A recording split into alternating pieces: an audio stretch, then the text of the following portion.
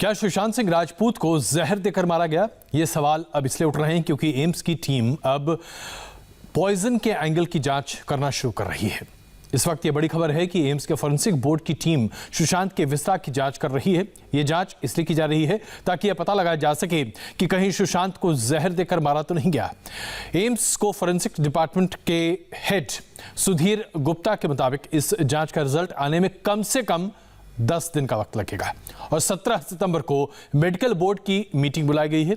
इस मीटिंग में विस्तार टेस्ट पर एम्स के एक्सपर्ट चर्चा करेंगे। गोनिका इस वक्त हमारे संवाददाता हमारे साथ मौजूद हैं। गोनिका, क्या 10 दिन का वक्त लगता है विस्तार की जांच करने में, या कुछ ऐसी स्पेशल जांच हो रही है जिसके लिए 10 दिन लग जाएगा?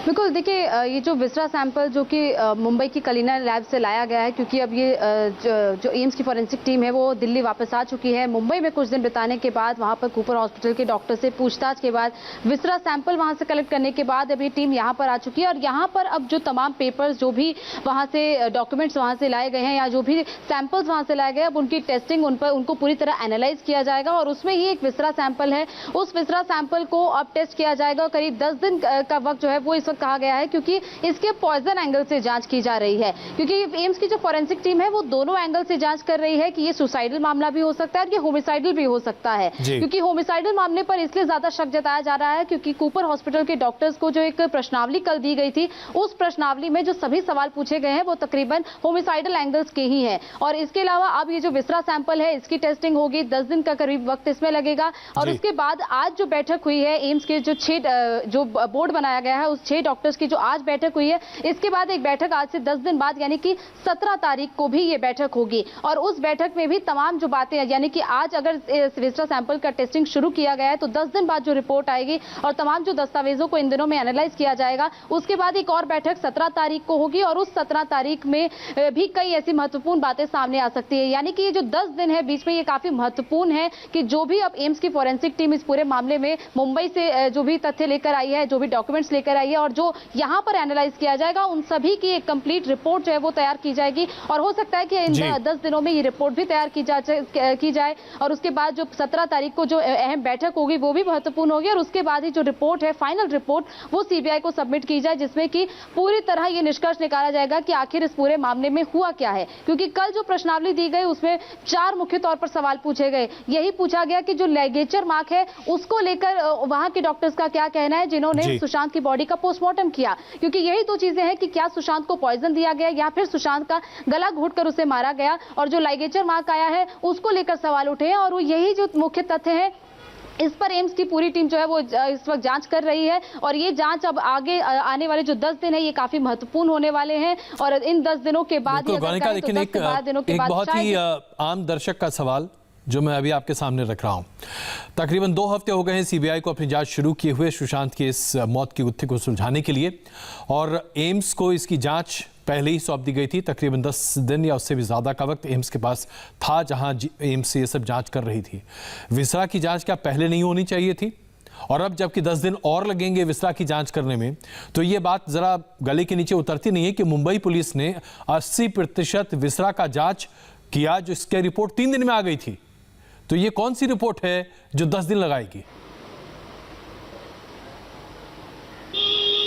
देखिए, क्योंकि एम्स की टीम जो है वो पूरी इलेबोरेट तरीके से इस पूरे मामले की जांच करेगी, क्योंकि जब वहां पर पोस्टमार्टम किया गया तो उसमें भी लाइगेचर मार्क पर किसी भी तरह का सवाल वहां की पोस्टमार्टम टीम ने पैदा नहीं किया था। उन्होंने सीधा उस लाइगेचर मार्क को यही कह दिया था कि ये सुसाइडल मामला है। लेकिन इसी लाइगेचर मार्क को लेकर भी सवाल उठ रहे हैं और उसी लाइगेचर मार्क को लेकर होमिसाइडल एंगल से एम्स की फॉरेंसिक टीम जांच कर रही है। तो जाहिर तौर पर जो वहां की टीम ने जांच की है और जो यहाँ की टीम जांच कर रही है, इन दोनों टीमों की जांच में काफी ज्यादा, यानी कि जमीन आसमान का फर्क है। उस लाइगेचर मार्क को एक टीम सुसाइडल कह रही है, तो जो एम्स की टीम उसकी जांच कर रही है वो उसे होमिसाइडल एंगल से भी उसकी जांच कर रही है। और जिस विस्रा रिपोर्ट को जो मुंबई में 3 दिन में आ गई थी, अब उस विस्रा रिपोर्ट को पूरी तरह इलेबोरेट तरीके से यहाँ पर उसका टेस्ट किया जाएगा, उसकी जांच की जाएगी और ताकि पूरे एक निष्कर्ष तक पहुंचा जा सके।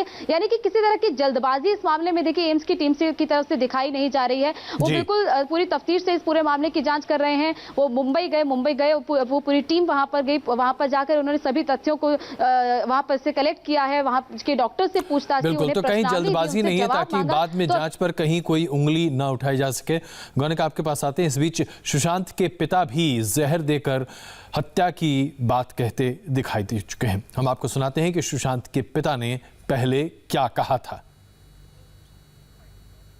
रिया मेरे बेटे सुशांत को लंबे समय से जहर पिलाया करती थी, वो इसकी हत्यारी है। जांच एजेंसी को चाहिए कि रिया को और उसके सहयोगी को अविलंब गिरफ्तार करें और उसे सजा दिलाएं। रिया मेरे बेटे सुशांत को लंबे समय से जहर पिलाया करती थी, वो इसकी हत्यारी है। जांच एजेंसी को चाहिए कि रिया को और उसके सहयोगी को अविलंब गिरफ्तार करें और उसे सजा दिलाएं। सुशांत सिंह राजपूत के पिता के सिंह, उनका ये कहना कि रिया चक्रवर्ती जानबूझकर सुशांत सिंह राजपूत को जहर पिला रही थी और इसीलिए उनकी मृत्यु हुई है। गौनिका, तो क्या यही वजह है जब पिता ने इतने खुले शब्दों में जहर शब्द का इस्तेमाल किया तो अब जांच बहुत ही विस्तृत तरीके से की जा रही है? देखिए, जाहिर तौर पर हर तरीके के एलिगेशंस का भी यहाँ पर इस पूरे मामले में ध्यान रखा जा रहा है, क्योंकि जो भी एफआईआर में भी तथ्य कहे गए हैं कि किस तरह सुशांत को अलग किया गया, तो मुख्य तौर पर जो मेडिकल फैक्ट्स है उसको लेकर अब एम्स की जो फॉरेंसिक टीम है वो जांच कर रही है।